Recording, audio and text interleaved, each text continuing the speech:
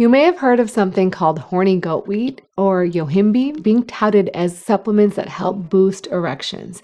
So if you want to learn the science behind these supplements and do they actually work, make sure to stick around till the end of this video. I'm Dr. Rena Malik, urologist and pelvic surgeon, and in today's video, I'm going to dive deep into the science behind horny goatweed and Yohimbe, two supplements which may or may not improve erections. Horny goatweed. Yes, horny goatweed. I love this name.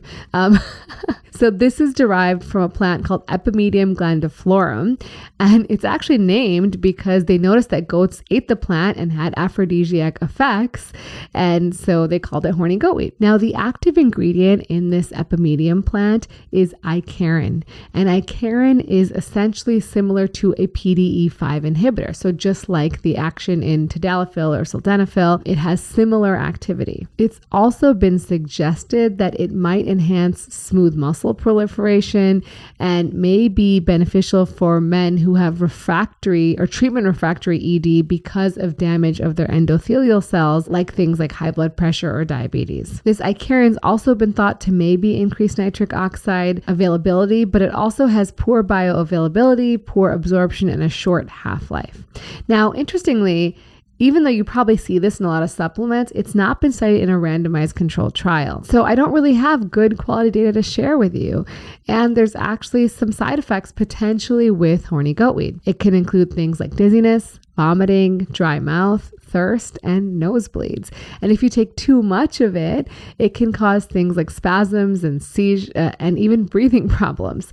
So ultimately, based on the fact that there's not a lot of data on this, despite the name being very exciting and sounding very good, I would not recommend taking this one yet. So the next supplement is Yohimbe, and Yohimbe was actually used quite commonly before sildenafil and tadalafil came on the market. Now, it's extracted from the bark of an African tree and it's thought to work by working on alpha-2 receptors and antagonizing them. In 1998, there was a meta-analysis that showed it was generally effective for erectile dysfunction compared to placebo. However, it has some significant side effects that are concerning, and I'll get into those. And so within the studies, there's about 4 different studies that I've looked at. 3 of them were crossover studies, and meaning that they took some placebo and then crossed over, and it only looked at men with psychogenic erectile dysfunction. And they measured something called nocturnal penile tumescence.